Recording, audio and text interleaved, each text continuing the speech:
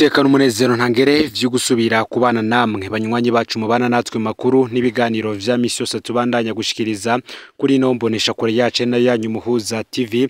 Uyu no mwatigiye kubageza ko amakuru biriko biravugwa bigezwe ko nga mu gihugu c'u Burundi. Ndabaye kaze rero aho muherereye hose mwe muri nga mu gihugu c'u Burundi, mu buseruko, mu manuko, mu buraruko, mu burengero, hanze mbeze igihugu c'u Burundi ndetse no makungu ya kure. Numwanya tugiye kubageza ko amakuru ariko aravugwa agezwe ko muri kano kanya na makuru tuzagaruka nini ko yariko aravugwa mu bihangange bikomeye cyane. Uyu nawe akaba ari umwe mu bajenerali nga mu gihugu c'u Burundi.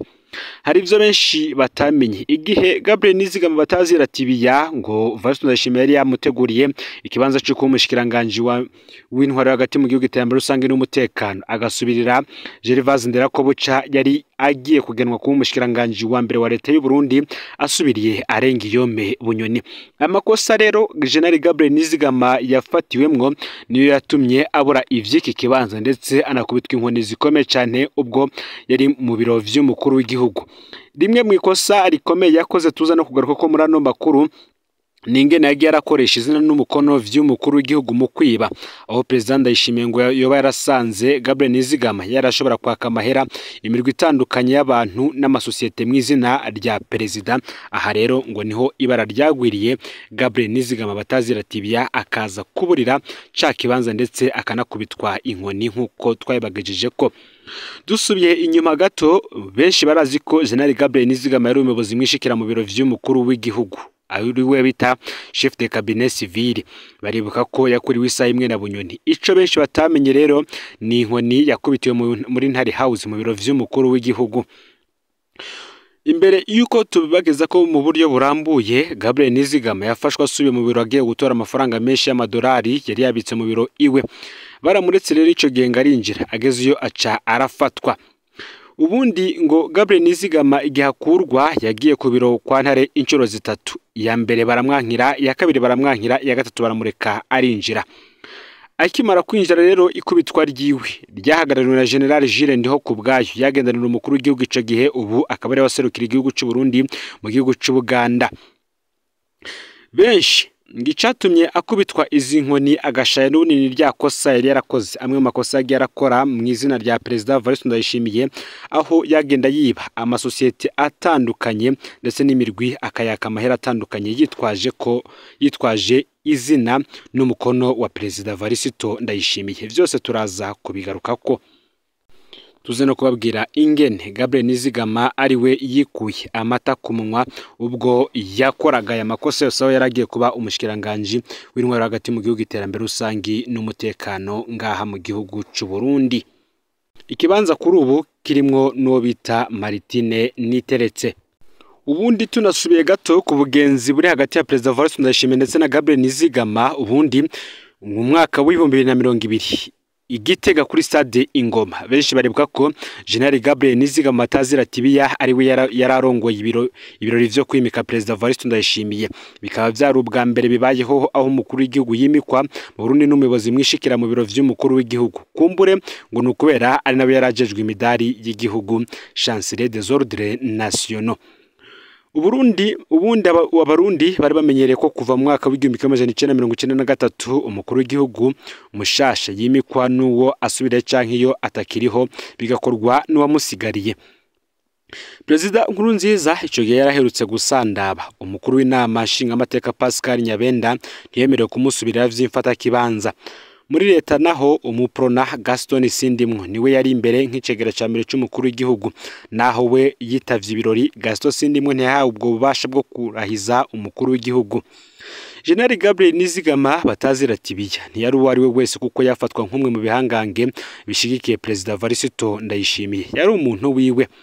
Nizigama kandi akaba yarafatwa cyane nk'umwansi wa General Bunyoni mu gihe Bunyoni we yafatwa nk'umukeba rutura wa President Ndayishimiye gushika kuri ubu.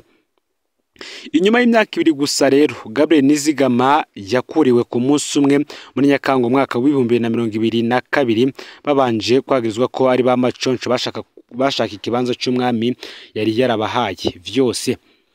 Ubundi ngo makuru yarahari nuko Gabriel Nizigama batazira tibiya uyu mbere yafatwa nk'umwe mu batavuga rumwe na General Bunyoni. Uyu ngo hari amakuru yavuga yuko yari muri wa mugambi ugahitse cyane wari uhari wo gutembagaza ubutegetsi bwa Perezida Varisito Ndayishimiye. Gusa bikurikiranye n'aya makosa menshi yari yaragiye arakora yo kwaka amasosiyete atandukanye amahera akoresha ndetse n'imirimo itandukanye akoresheje izina n'umukono vy'umukuru w'igihugu, biri mu vyamugabanirije icizere Perezida Varisito Ndayishimiye yari amufitiye, binatuma yimwa ca kibanza natanguriye ko mbabwira muri ano makuru. Inyuma y'ikurwa rya Gabriel Nizigama rero batazira tibiye n'abandi bari bamwegereye cyane, harimo abarwizatunga n'abandi baragiye bafatwa. Benshi baribuka mu kwigenekerezo y'17 ukwezi kwa mbere umwaka uheze w'2023, inyuma y'amezi 3 gusa Gabriel Nizigama akuwe mu mabanga. Igihangaga shopping naco cyarafashwe. Uyu shopping yari mu barwizatunga bakomeye cyane mu butegetsi bwa CNDD-FDD. Uyu akaba nawe yarafise amasoko yo gutanga ibipfungurwa mu gipolisi, yanaronka kandi ayandi masoko y'igihugu. Mu myaka 10 yari iheze yari umwishikira mu bakomeye mu butegetsi bwa Perezida Nkurunziza, aho ntiyarasanzwe. Nukuvuga ngo hageze no guterera ibikorwa vy'umugambwe, uyu murwizatunga batazira shopping we n'abandi barwizatunga batanze amafaranga menshi cyane, aho we ubwiwe yitangiye amamiliyoni menshi. Akarorero mu isanurwa ry'isoko ya Kamenge aho yafatanije no batazira wakenya bemera gutanga miliyoni 200. Hari no mu akabari kandi no mu bagwizatunga bagiye baherekeza cyane Perezida Varisito Ndayishimiye mu rugendo yahoramwo muri Amerika. Uyu rero shopping yarazwi nk'ukundi kuboko kwa General Gabriel Nizigama batazira Tibiya. Uyu Tibiya nubundi tukaba tubibutsa ko yahoze ari umuyobozi mwishikira mu biro vy'umukuru w'igihugu. Bamwe bakavuga ko ifatwa rya shopping ryigenga ico gihe ko bwari ubutumwa buhawe Tibiya na bagenzi we mu gihe hari himirije kuba inama kaminuza y'umugambwe CNDD-FDD yari kuba muri kwezi kwa mbere k'umwaka uheze w'2022. Inama bamwe banavuze yuko harimwo umugambi wo kubogoza umunyamabanga mukuru w'umugambwe uri ku butegetsi uriho kuri ubu ariwe General Murantunge, ariwe Reveriano Ndikuriye ku rwego rw'igihugu. Gabriel Nizigama rero amara agikurwa mu biro vy'umukuru w'igihugu, uyu yasubirijwe Colonel Aloys Sindayihebura. Uyu akaba ari we muyobozi yasubiriye Gabriel Nizigama. Perezida Varisito Ndayishimiye rero ico gihe yagennye Colonel Aloys Sindayihebura asubira mu polisi Lieutenant General Gabriel Nizigama batazira Tibiya. Uyu Aloys Sindayihebura nawe tumugarutse ko gato yahora ajejwe iperereza mu gihugu hagati kuva mu ntango za myandagara umwaka w'2022, aho yari yasubiriye Alfred Inosa Museremu. Imbere yaho Aloys Sindayihebura yakoraho nyene mu iperereza ajejwe iperereza ryo hanze y'igihugu.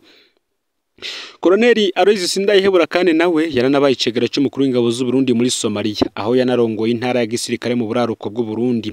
Abamuzi ku rugamba bo bamuvuga nk'umugabo w'intwari cyane, bakamuvuga kandi nk'umwe mu bahoze bagwana muri CNDD-FDD baterekwa amanyanga akorwa n'abitwa ibihangange.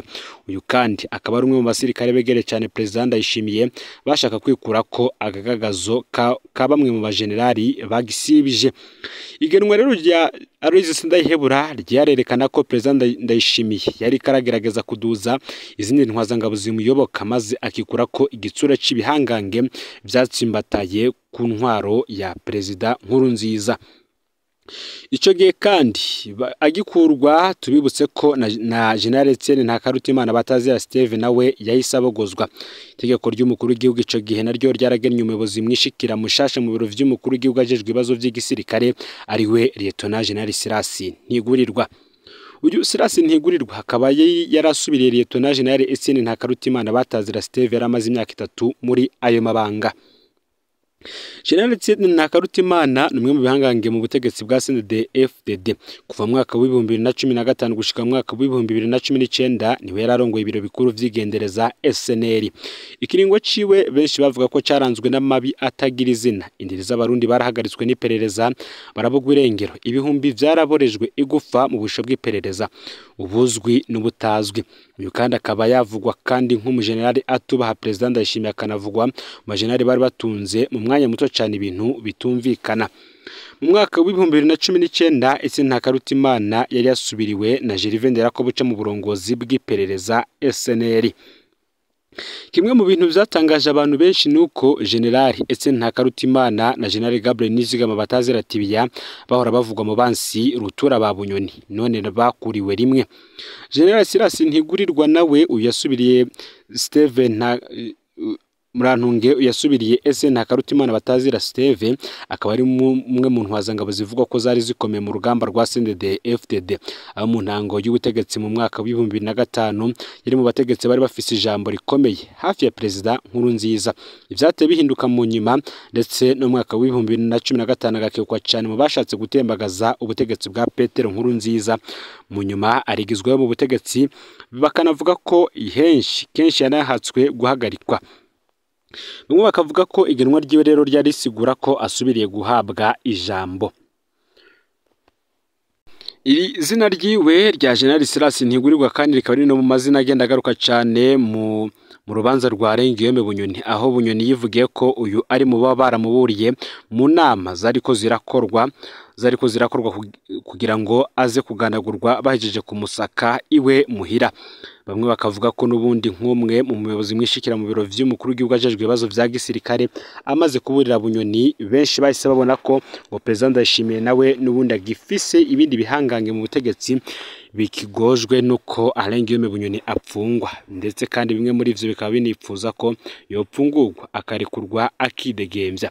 Gusa nkuko vyagiye biragaragara uno munsi kukungene amatungo yiwe yakomeje gufatirwa ndetse n'amazu yakotesha mu gisagara ca Bujumbura ndetse n'ahandi n'ivuriro yari afise vyose bigafatirwa aho bivugwa ko amafaranga ava muri ivyo bikorwa vyose ndetse no mazu yose Bunyoni akotesha aja ku ikonti ya Parquet General de la République iri mu banki nkuru y'igihugu BRB.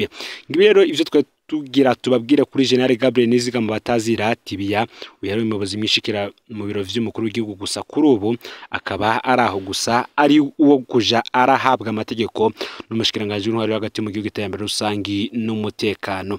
Ikibanza yari kuronswa iyo atifata nabi ngo nawe ubwizigirwa kuri President Evariste Ndayishimiye buje hasi. Fyenda subscribe canke sabone rero niba utari wafyenda ko kugira ngo tucikanwa nayo dushikiriza usangiza no makuru bagenzawe kugira ngo nabo baje bashikirwa nabiko biravugwa bigezwe ku ngaha mu gihugu c'u Burundi hanze y'imbezo igihugu c'u Burundi ndetse no makungu ya kure no Mpuza TV Imana iba hezagire.